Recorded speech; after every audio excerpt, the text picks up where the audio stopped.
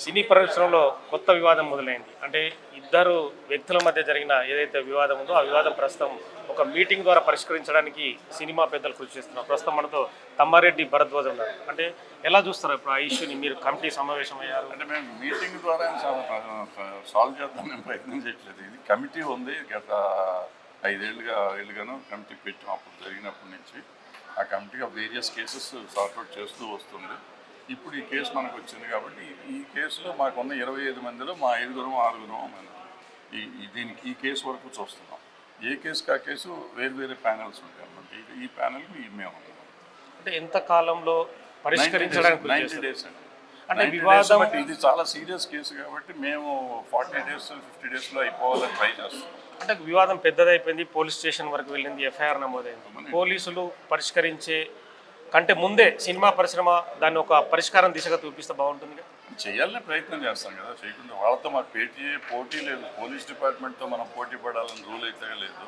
వాళ్ళు పోలీస్కి వెళ్ళారు కరెక్టే, వాళ్ళు చేసేది వాళ్ళు చేస్తారు, మనం చేసేది మనం చేసేది. పోలీస్ కొన్ని చేయగలదు, మనం కొన్ని చేయగలం. మనం చేసింది పోలీస్ చేయలేదు, పోలీస్ చేసింది మనం చేయలేదు కదా.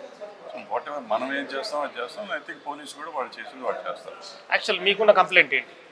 సేమ్ కంప్లైంట్, మీకు అంతా తెలిసిందే. కొత్త కంప్లైంట్ ఏంటి? కొంతమంది వ్యక్తులు అంటే హావభావాలు కావచ్చు, వాళ్ళు చెప్పే మాటల పరిస్థితిని కావచ్చు, అంటే మీకు ఏమనిపిస్తుంది మామూలు మీ కమిటీకి చెప్పిన పరిస్థితులలో? అప్పుడే ఒకసారి మొత్తం ఇప్పుడు 2 స్టేట్మెంట్లు తీసుకున్నాము, సాక్ష్యాలు తీసుకుంటున్నామని ట్రై చేస్తున్నాము. ప్రాబ్లీ ఒక 1 week 10 days లోపల అది కూడా అయిపోతుంది. దెన్ మాకు ఒక డెసిషన్కి వచ్చినాక మేము చెప్పగలం. హావభావాలను బట్టి ఏముంటుంది, ప్రతిదీ బాగానే ఉంటుంది. మీరు చెప్పినప్పుడు మీది బాగుంటుంది, నేను చెప్పినప్పుడు నాది బాగుంటుంది. రెండు కంపల్సరీ వినాల్సిందే. 2 విన్నాం. సో 2 విన్నాక మేము దానికి ఒక డెసిషన్కి రావాలి కదా వస్తాం. అంటే కేరళలో హేమా కమిటీ లాంటి కమిటీ నిర్ణయించారు. తెలుగు సినీ పరిశ్రమలో అలాంటి కమిటీ ఒకటి పెట్టి పరిష్కారం దిశగా ఎందుకు ముందుకెళ్ళలేకపోతుంది? హేమా కమిటీ జస్టిస్ అండి, జస్టిస్ హేమా కమిటీ అది. జడ్జిని పెట్టారు వాళ్ళు గవర్నమెంట్. ఇక్కడ గవర్నమెంట్ పెట్టలేదు, అక్కడ గవర్నమెంట్. అంటే గవర్నమెంట్ కన్నా మీరు రికమెండేషన్ చేయడం కానీ ఆల్రెడీ ఉంది సార్ కమిటీ ఇక్కడ. లాస్ట్ టైం ఒక కమిటీని వేసాము.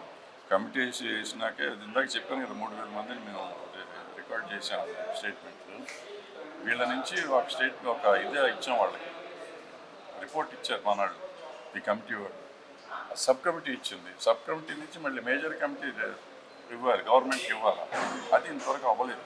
సబ్ కమిటీ రిపోర్ట్ తీసుకున్నారు కానీ పెద్ద కమిటీ, హై లెవెల్ కమిటీ ఇంకా మీట్ అవ్వలేదు.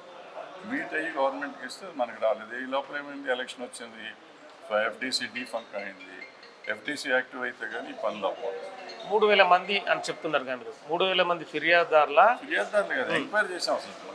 అంటే ఇటువంటి ఇండస్ట్రీలో ఏమేమి జరుగుతున్నాయని తెలియాలంటే మీరు నేను చెప్పుకుంటే మనం కూర్చుంటే రోజు ఎవడో చెప్తాడు, చెప్పిన విని చెప్పలేం కదా. ఆరోపణలు ఎన్నో వస్తుంటాయి. ఆరోపణ కాదు, జరిగిన ఎవరెవరు ఉన్నారో ఇన్వాల్వ్ అయ్యి ఉండాలి. పని చేస్తున్న వాళ్ళు 3000 మంది వర్క్ చేస్తున్న సినీ పరిశ్రమ పని చేస్తున్న వర్కర్స్ దగ్గరికి వెళ్ళి మీరు ఏం సమస్యలు ఎదుర్కొంటున్నారు అని అడిగితే వాళ్ళు చెప్తారు కదా. కొంతమంది పేర్లు చెప్పవచ్చు, కొంతమంది పేర్లు చెప్పకపోవచ్చు, కొంతమంది యాక్ట్ ఏంటో చెప్పవచ్చు. సో ఇవన్నీ ఎంక్వైరీ చేసి అది ఒక రిపోర్ట్ తయారు చేస్తారు. చాలా మంది రెగ్యులర్గా ఆరోపిస్తున్నారు, అంటే కాస్టింగ్ కాస్ట్ అనేది పెరిగిపోయింది, అంటే రకరకాల ఆరోపణలు మీరు చేస్తారు. అంటే సినీ పరిశ్రమలో మీరు ఎన్నో ఏళ్ళుగా చూస్తున్నారు. అంటే వాటికి పరిష్కారం కనుగొనే దిశగా ఏం చెప్పదలుచుకున్నారు? పరిష్కారం అయింది ఉండదండి. పరిష్కారం ఎక్కడ ఉంటాను చెప్పండి. ఊరికే చెప్పేసి నేను చెప్పాలంటే మీ మైక్ దొరికిందని చెప్పమంటే ఏదైనా చెప్పాలి. అంత ఈజీగా అవుతుంది? అది ఈజీ కాదు, ఇట్స్ పాసిబుల్. ఇప్పుడు మీరు ఒకటి, నేను ఒకటి, నేను ఒకటి, ఏదో ఉంటుంది. మీ ఆఫీస్లో ఏం జరిగిందో నాకు తెలియదు, నా ఆఫీస్లో ఏం జరిగిందో మీకు తెలియదు. అన్లెస్ అవతల వాళ్ళు వచ్చి కంప్లైంట్ చేస్తారు. కొంతమంది పర్పెచువల్గా ఉంటారు, కంపల్సరీ చేస్తూ ఉంటారు. 1, 2, 3, 4, 5 సార్లు చేసినారు. వాళ్ళ వరకు మనకు తెలుస్తుంది. నేను ఒక సినిమా తీసి ఇవాళ ఎంతమంది రెండో సినిమా తీస్తున్నారు, ఆఫీస్ వచ్చేది బంద్ అయిపోతుంది.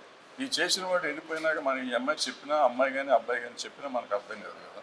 సో ఈ రకరకాల సమస్యలు ఉన్నాయి. బట్ ఈ సమస్యలు పరిష్కరిస్తానికి మనం రకరకాలు చెప్తున్నాం. ఎంతమంది అందరికీ తెలిసినట్టు చేస్తున్నాం, తెలియాలి కదా. తెలిసిందో జరిగేది మనం చేయగలుగుతాం.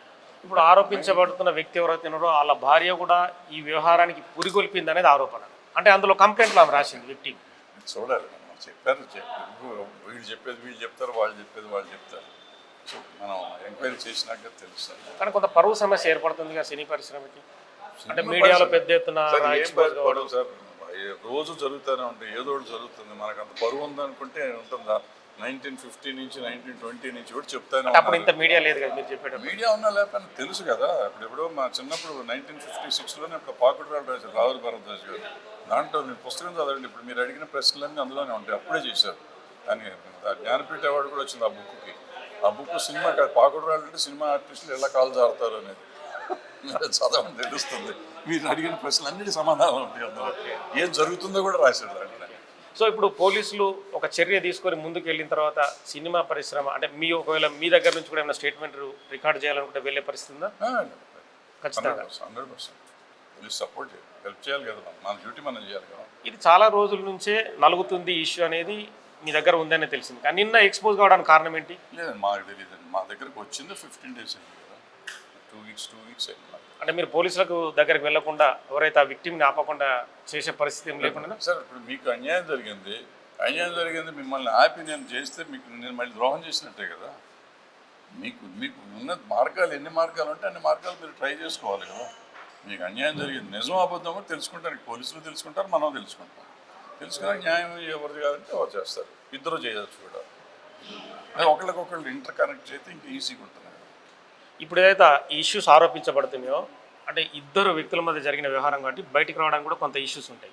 అంటే మీకు అనిపిస్తుంది వ్యక్తిగతంగానే మీ కమిటీ తరఫున కానీ చూడాలి, కలెక్ట్గా ఒకసారి మళ్ళీ కూర్చొని మొత్తం అన్ని చూస్తే కానీ చెప్పలేము. మిగిలిన వాళ్ళతో మాట్లాడాలి, ఇంకా పూర్తిగా లేదు. మొదట్లోనే ఉన్నాయి కదా, ఇద్దరు స్టేట్మెంట్లు అయినాయి. మిగిలిన వాళ్ళ there are so many names, అన్నింటినీ ఒకసారి మళ్ళీ. మీ కమిటీ వాళ్ళు ఉన్నారు కదా, కమిటీ వాళ్ళు అంటే మీ మధ్య జరిగిన సంభాషణ ఏంటి? అంటే వ్యక్తి మీరు చెప్తున్న వివరాలు కావచ్చు, ఎవరైతే ఆరోపించబడిన వ్యక్తి చెప్తాం ఒకసారి అయిపోయినాక చెప్తాం, అన్నీ చెప్తాము. చెప్పకుండా ఉండడానికి రహస్యం పెట్టాల్సిన అవసరం ఏం లేదు కదా. కమ్అట్ విత్ ఎవ్రీథింగ్. ఈ కేసు వరకు కమ్అట్ విత్ ఎవ్రీథింగ్. మిగిలిన కేసులు మేము చెప్పాం, కానీ ఈ కేసు మొత్తం అయిపోయినాక అన్ని వివరంగా చెప్తాం. సో మొత్తానికైతే తమ్మారెడ్డి భరద్వాజ గారు కానీ మిగతా సినీ పరిశ్రమ కమిటీ కానీ ఖచ్చితంగా ఎవరైతే ఆరోపించబడుతున్న షేక్ జానీ పాషా కొరియోగ్రాఫర్ కావచ్చు, ఆరోపించబడుతున్న విక్టిమ్ ఎవరైతే ఉన్నారో డి షో ద్వారా కనెక్ట్ అయిన కొరియోగ్రాఫర్ మహిళా కొరియోగ్రాఫర్ కావచ్చు, సో వాళ్ళకి సంబంధించిన స్టేట్మెంట్స్ కానీ మిగతా వివరాలు సేకరించిన తర్వాతనే ఈ కేసుని మరింత ముందుకు తీసుకెళ్తామంటున్నారు. మొత్తం 90 రోజులు కమిటీ నివేదిక అంటున్నారు, కానీ 40-45 రోజులనే పరిష్కారం దిశగా ముందుకెళ్తామంటున్నారు. పోలీస్ కేసులకు సంబంధించి కూడా తమ స్టేట్మెంట్ ఇవ్వడానికి కూడా ఖచ్చితంగా కమిటీ సభ్యులను కూడా రెడీగా ఉన్నామని చెప్తున్నారు. పోస్టింగ్ కార్డ్స్ను ఆపాలనేదే తమ ప్రయత్నం అని చెప్తున్నారు. ఈ ఏవైతే వివాదాలు ఉన్నాయో 1950s నుంచే ఉన్నాయని చెప్పి తమ్మారెడ్డి భరద్వాజ చెప్తున్న పరిస్థితి. With cameraman Satish, Nagesh, big TV. For more videos like this, subscribe Big TV channel.